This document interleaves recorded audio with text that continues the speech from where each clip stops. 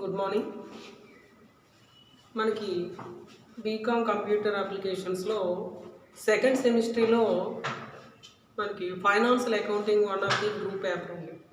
Financial accounting మనకి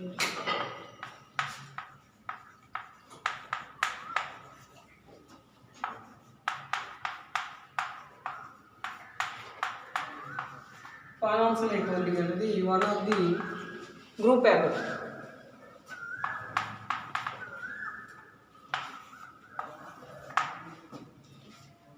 అంటే మనం ఫస్ట్ సెమిస్టర్లో నేర్చుకున్నది అది కూడా ఫండమెంటల్స్ ఆఫ్ అకౌంటింగ్ కదండి. అది మనం ఫైనాన్షియల్ అకౌంటింగ్ 1 అంటారు.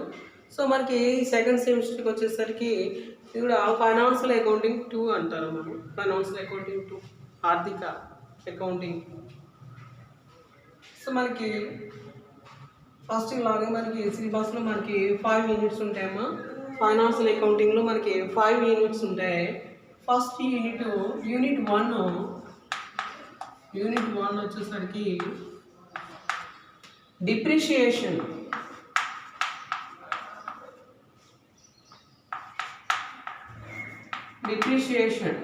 తరుగుదల.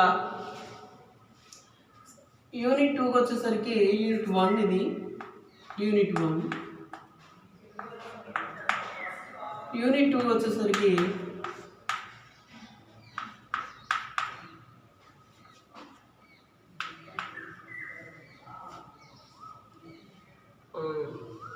provisions and reserves. Provisions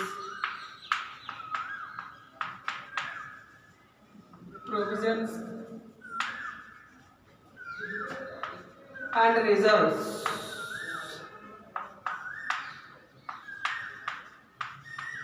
Provisions and reserves ఇది మనకి సెకండ్ యూనిట్. ఇక యూనిట్ 3 వచ్చేసరికి యూనిట్ 3 బిల్స్ ఆఫ్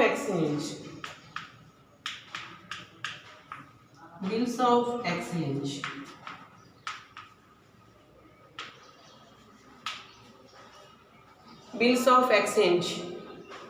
ఇక unit 4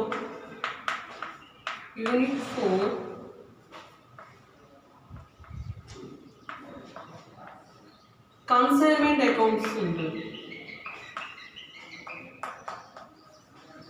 consignment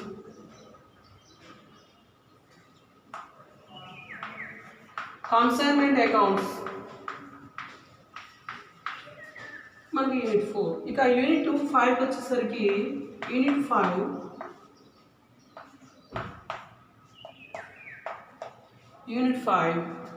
joint venture accounts ఉంటుంది.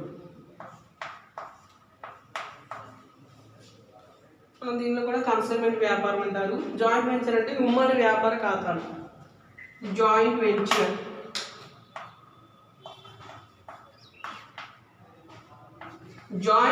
అకౌంట్స్ ఇవమ్మా మనకి ఫైనాన్షియల్ అకౌంటింగ్లో మీకున్నటువంటి సిలబస్ ఇది. సో మనకి 5 యూనిట్స్ ఉంటాయండి. 5 యూనిట్స్లో మనకి ఫస్ట్ యూనిట్ ఏమో డిప్రిషియేషన్. సెకండ్ యూనిట్కి వచ్చేసరికి ప్రొవిజన్స్ అండ్ రిజర్వ్స్.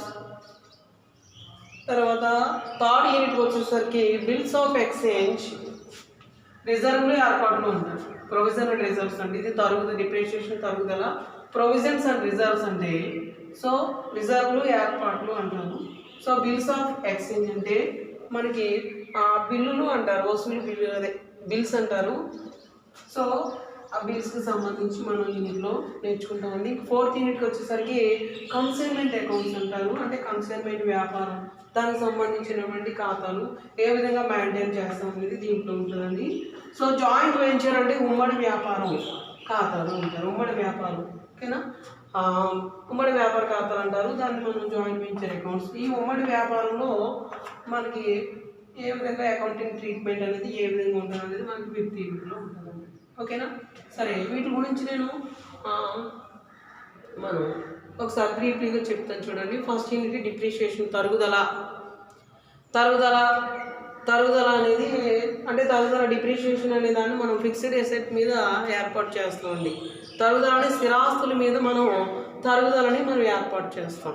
ఇక్కడ మనకి ఫస్ట్ యూనిట్లో ఏముంటుందంటే what is the depreciation, definition of the depreciation, అలాగే కాజెస్ ఆఫ్ డిప్రిషియేషన్ అంటారు. అంటే తరుగుదల అంటే ఏంటి, తరుగుదల యొక్క నిర్వచనం, అలాగే తరుగుదల అనే దానికి కారణాలు కాజెస్ ఆఫ్ డిప్రిషియేషన్ అంటారు.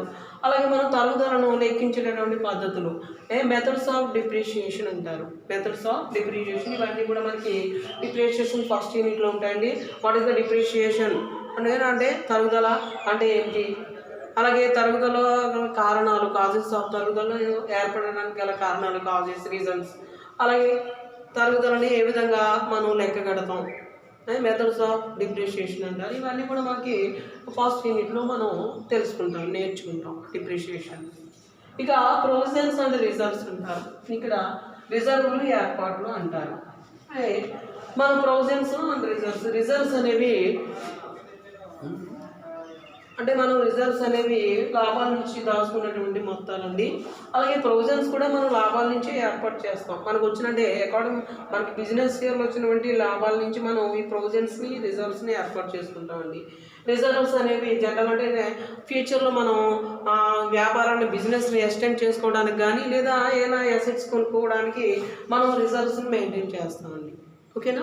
సో ఏర్పాట్లు అనేవి చెల్లింపులు అండి. అంటే ఆ సంవత్సరంలో చెల్లించాల్సినటువంటి మొత్తాలు ఏవైతే ఉన్నాయో వాటిని మనం చెల్లించాలి కాబట్టి ముందుట వాటికి సంబంధించి మనం ఏర్పాట్లు ప్రొవిజన్స్ అనే వాటిని మెయింటైన్ చేస్తామండి. For example provision for income tax, provision for tax అంటే పన్నుల కొరకు ఏర్పాటు. ప్రతి సంవత్సరం మనం పన్ను చెల్లించాల్సి ఉంటుంది కాబట్టి పన్ను ఏర్పాటు నిమిత్తం మనము ఈ ప్రొవిజన్ని మనం ఏర్పాటు చేయాలి. పన్నుల కొరకే ఏర్పాటు అంటారు, ప్రొవిజన్ ఫర్ ట్యాక్స్ అంటారు.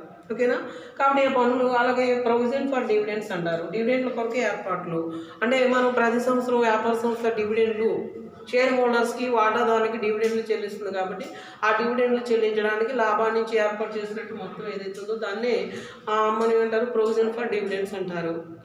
డివిడెండ్ల కొరకే ఏర్పాటు. ఇలా మనం లాభాల నుంచి ప్రాఫిట్ నుంచి రిజర్వ్స్ని మనం ఏర్పాటు చేసుకోవాలి. ప్రొవిజన్ ఏర్పాట్లు అంటే ప్రొవిజన్స్ మనం ఏర్పాటు చేసుకుంటాం, అలాగే రిజర్వ్స్ని కూడా మనం మెయింటైన్ చేస్తామండి. కాబట్టి దీంట్లో మనం వాటి రిజర్వ్స్ అంటే ఏంటి, మన ప్రొవిజన్స్కి రిజర్వ్స్కి మా డిఫరెన్సెస్, ప్రొవిజన్ ఏంటి, రిజర్వ్స్ అంటే ఏంటి, అలాగే ప్రొవిజన్స్కి రిజర్వ్స్కి డిఫరెన్సెస్ ఏంటి, అలాగే మనం ఈ ప్రొవిజన్ కానీ రిజర్వ్స్ అకౌంట్ ఎలా మెయింటైన్ చేస్తాం. For example reserve for doubtful debts, రాని బాకీల నిధి. ఓకే. అలాగే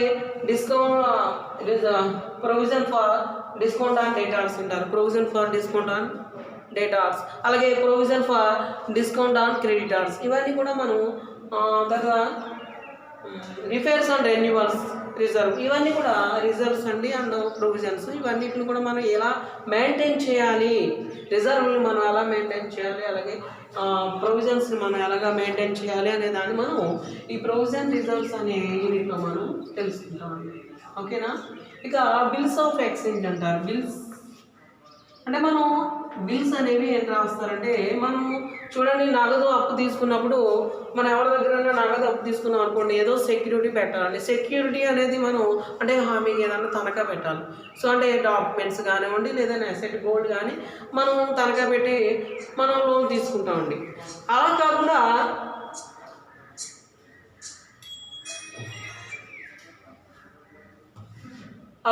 మనకి సో ఎటువంటి తనఖా లేకుండా, ఎటువంటి హామీ లేకుండా, ఎటువంటి మనం సెక్యూరిటీ లేకుండా సో మనం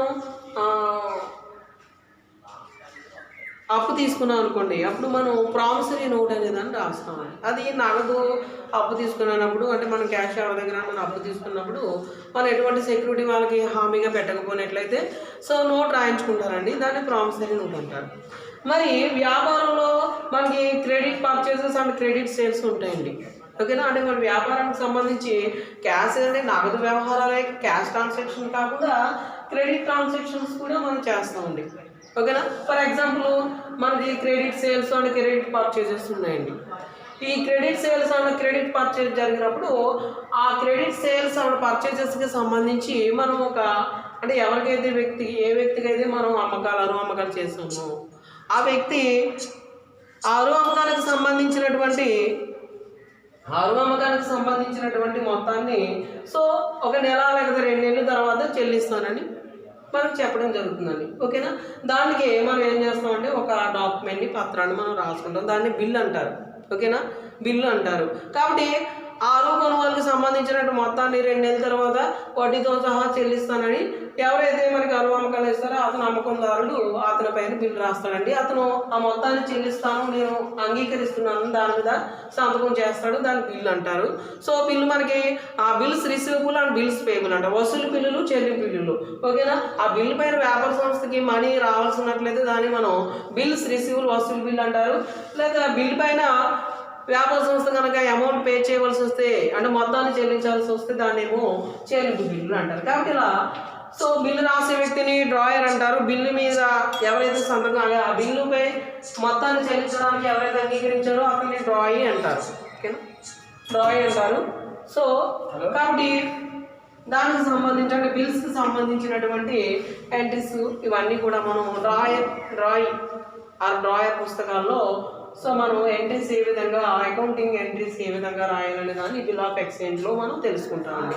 ఇక యూనిట్ 4 వచ్చేసరికి కన్సైన్మెంట్ అకౌంట్స్. ఇది one of the type of ఒక రకమైన అమ్మకాల పద్ధతి అండి. కన్సైన్మెంట్ వ్యాపారం అనేది వస్తువుల అమ్మకాలు చేయడానికి ఉన్నటువంటి మనకి అనేక వ్యాపార పద్ధతుల్లో కన్సైన్మెంట్ అకౌంట్స్ అనేది కూడా ఒక వ్యాపార పద్ధతి, ఒక అమ్మకాల పద్ధతి అంటారు. ఓకేనా, అంటే మనం ఎవరైతే ప్రొడ్యూసర్ ఎవరైతే ఉన్నారో, ఉత్పత్తిదారుడు ఎవరైతే ఉన్నాడో అతను తాను ఉత్పత్తి చేసినటువంటి వస్తువుల్ని సో ఆ ఉత్పత్తి ప్రదేశంలో అంటే ప్రొడ్యూసింగ్ ప్లేస్లో ఎక్కడైతే వస్తువులు ఉత్పత్తి జరుగుతున్నాయో ప్రొడ్యూసింగ్ జరుగుతుందో ఆ ఏరియా లేదా ఆ ప్లేస్లోనే కాకుండా మొత్తం దేశమంతా కూడా వ్యాపారం అంటే తన వస్తువుని అమ్మాలనుకున్నాడు అనుకోండి. కాబట్టి అలా అమ్మాలనుకుంటే ఏం చేయాలంటే అతను అంటే ప్రొడ్యూసర్ హైదరాబాద్లో ఉన్నాడండి, కానీ వస్తువులు మొత్తం ఇండియా అంతా మార్కెట్ చేయాలనుకుంటున్నాడు. మరి ఇండియా అంతా మార్కెట్ చేయాలంటే ప్రతి సిటీలోని కూడా అతనికి ఒక షాప్ ఓపెన్ చేసి ఒక బ్రాంచ్ని ఒక షాప్ని ఓపెన్ చేసి ఆ వస్తువులను అక్కడ పెట్టి అమ్మాలండి, అంతే కదా. కాబట్టి ప్రతి సిటీలోనూ లేదా ప్రతి టౌన్లోనూ లేదా ప్రతి విలేజ్లోనూ మనం బ్రాంచ్ చేసే వ్యాపారాన్ని అంటే షాప్ని మనం ఓపెన్ చేసి చేయడానికి చాలా ఇన్వెస్ట్మెంట్ క్యాపిటల్ అవసరం అవుతుందండి. అలా కాకుండా ఉత్పత్తిదారు ఎవరైతే ఉన్నాడో అతను ఏం చేస్తాడంటే ప్రతి ప్లేస్లోనూ కూడా ఏజెంట్లని అపాయింట్ చేసుకుంటాడండి.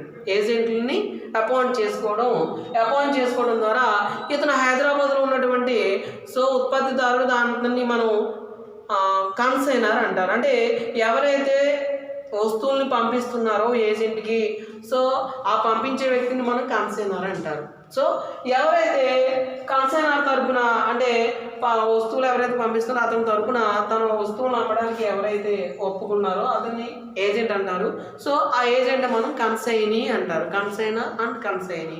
సో ఇలా జరిగేటటువంటి వ్యాపారాన్ని కన్సైన్మెంట్ బిజినెస్ అంటారు. ఓకేనా, అంటే ఉత్పత్తిదారుడు లేదా సరుకు పంపించే వ్యక్తి అవతల ఉంటాడండి. అతను ప్రతి ప్రదేశంలో కూడా ఏజెంట్ని అపాయింట్ చేసుకుని ఆ ఏజెంట్ అంటే ఇక్కడ ఏజెంటే అన్ని ఏర్పాటు అంటే కన్సైనర్ ఉత్పత్తిదారుడు వస్తువులు మాత్రమే ఏజెంట్ పంపుతాడండి. ఆ వస్తువుల్ని ఒక షాప్లో పెట్టి అమ్మకాలు చేయడానికి ఎక్స్పెన్సెస్ అన్నీ కూడా ఎవరంటే ఏజెంట్ పెట్టుకుంటాడండి ఇన్వెస్ట్మెంట్. ఓకేనా, అంటే ఇక్కడ ఉత్పత్తిదారుడు క్యాపిటల్ అంటే ఇన్వెస్ట్ చేయడండి. సో ఆ వ్యాపారానికి సంబంధించి అంటే ఇప్పుడు హైదరాబాద్లో ఉన్నటువంటి కన్సైనర్ అమలాపురంలో ఉన్నటువంటి ఏజెంట్కి సరుకు పంపించాడండి. సో మరి అమలాపురంలో షాపు అలాగే వాటిని సేల్ చేయడానికి మెయింటెనెన్స్ అంతా కూడా అమలాపురంలో ఏజెంట్ ఉన్న వ్యక్తి ఇన్వెస్ట్ చేస్తాడండి ముందర. ఓకేనా, సో కాబట్టి తర్వాత ఏం చేస్తారంటే ఇలా పంపించిన తర్వాత అమలాపురం ఉన్నటువంటి ఏజెంట్ ఏం చేస్తాడంటే ఆ సరుకునంతా కూడా అమ్మేసి సో తను ఎంతైతే ఇన్వెస్ట్మెంట్ చేశాడో అదే ఆ సరుకు అంతా అమ్మేసిన తర్వాత సో అతను ఎంతైతే ఎక్స్పెన్సెస్ చేశాడో ఆ ఖర్చులకు అతనైతే ఎంతైతే ఖర్చు పెట్టాడో తన ఖర్చులన్నింటినీ తీసేసుకుని అలాగే కన్సైనర్ పంపినటువంటి సరుకు అమ్మేందుకు ఇతనికి కమిషన్ అనేది దాన్ని ఇవ్వడం జరుగుతుందండి ఏజెంట్కి. ఓకేనా, కాబట్టి కన్సైనీకి కమిషన్ ఇచ్చి అమ్మకాలు చేస్తాయి. ఇలా మొత్తం దేశం అంతా కూడా ఇలా ఏజెంట్ని అపాయింట్ చేసుకుని వ్యాపారాన్ని చేస్తున్నట్లయితే దాన్ని కన్సైన్మెంట్ బిజినెస్ అంటారు, కన్సైన్మెంట్ వ్యాపారం అంటారు.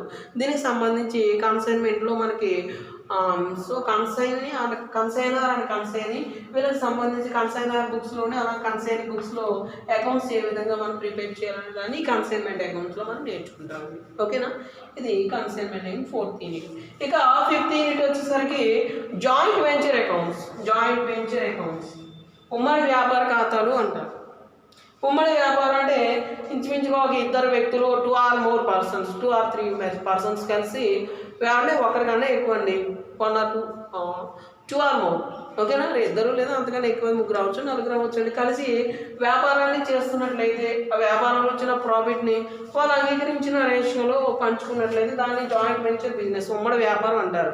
అయితే ఇక్కడ ఉమ్మడి వ్యాపారం ఇద్దరు కలిసి చేసేదాన్ని పార్ట్నర్షిప్ ఫామ్ అని మనం నేర్చుకున్నాం కదండి.